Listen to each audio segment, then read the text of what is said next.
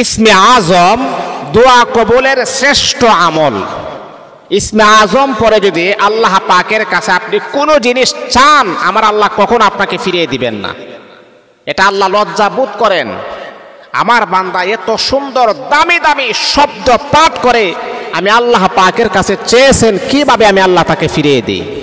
আল্লাহ লজ্জা বোধ করেন। আল্লাহু আকবার। চিন্তা করছেন, আল্লাহকে যদি আমরা এইভাবে ডাকতে পারি, আল্লাহ যেভাবে চাইলে আমার আল্লাহ না দিয়ে পারেন না, ওই শব্দগুলা যদি ব্যবহার করে আমি আপনি প্রয়োগ করতে পারি, ডাকতে পারি, আমার আল্লাহ আমাদেরকে না দিয়ে থাকতে পারবেন না।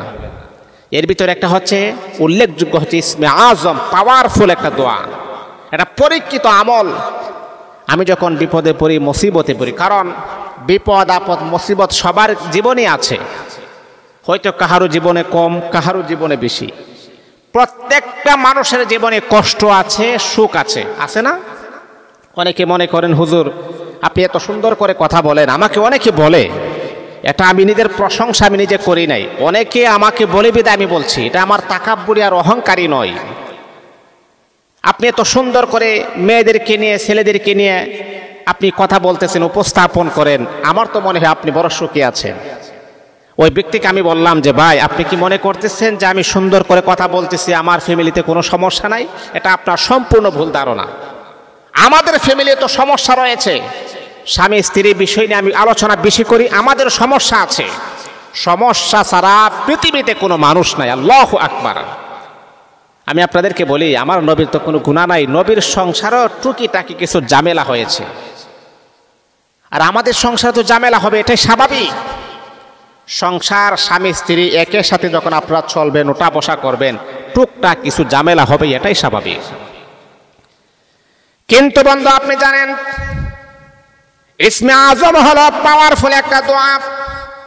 এই দোয়া পড়ে যদি আপনি আল্লাহ পাক রব্বুল আলামিনের কাছে যখন চাইবেন, আমার আল্লাহ কখনো তিনি তার বান্দাকে ফিরে দিবেন না, সাথে সাথে আপনার দোয়া কবুল হয়ে যাবে। ইসমে আজম হলো আল্লাহুম্মা ইন্নী আসআলুকা বিআন্নী আশহাদু আন্নাকা আনতাল্লাহ লা ইলাহা ইল্লা আনতা আহাদুন সামাদুন লাম ইয়ালিদ ওয়া লাম ইউলাদ ওয়া লাম ইয়াকুল লাহু কুফুয়ান আহাদ। এই দোয়াটা হলো ইসমে আজম। এবং আপনি যখন এই দোয়াটা পড়বেন, আল্লাহ পাক রব্বুল আলামিনের কাছে মুনাজাতের মাধ্যমে যখন আপনি পড়বেন, আল্লাহুম্মা ইন্নী আসআলুকা বিআন্নী আশহাদু আন্নাকা আনতাল্লাহ লা ইলাহা ইল্লা আনতা আহাদুন সামাদুন লাম ইয়ালিদ ওয়া লাম ইউলাদ ওয়া লাম ইয়াকুল লাহু কুফুয়ান আহাদ।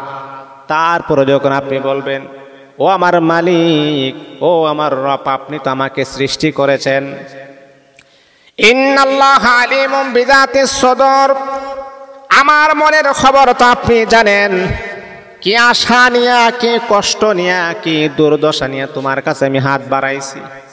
মালিক রে, আপনি যদি আমার দোয়া কবুল না করেন, তাহলে কেউ আমার দোয়া কবুল করবে না। ও বন্ধু, এমন করে করে যদি মালিকের কাছে ইসমে আজম পরে যদি আপনি দোয়া পড়েন, আল্লাহ পাক আপনার দোয়া কখনো খালি হাতে ফেরত দিবেন না। কিন্তু হ্যাঁ, ইম্পর্টেন্ট বিষয়টা হচ্ছে, আমরা অনেকে দেখা যায় যে নামাজ না পড়ে আমরা দোয়া করি। আমার অনেক আমল, অনেকে বলে হুজুর আপনি যে আমলগুলো আমাদেরকে বলে দিচ্ছেন, সে আমল একটাও ছাড়ি না, প্রত্যেকটা আমল করি, কিছু রেজাল্ট পাইতেছি, কিছু রেজাল্ট আমি পাচ্ছি না। জিজ্ঞাসা করলাম যে ভাই আপনি কি নামাজ পড়েন না? তা আমি বললাম, ভাই শুনেন, যতটা আমলের কথা আমি বলি যে আমল করুন, আমল করুন, আমল করুন, প্রত্যেকটা আমলের আগে আমি বলি 5 ওয়াক্ত নামাজ পড়তে হবে। আপনি নামাজ পড়েন না, তাহলে আমলটা কিভাবে গ্রান্টেড হবে, কিভাবে কার্যকারিতা হবে? যে কোনো আমল করবেন, যে কোনো আমল আপনি করবেন, 5 ওয়াক্ত নামাজ আমাকে আপনাকে পড়তে হবে।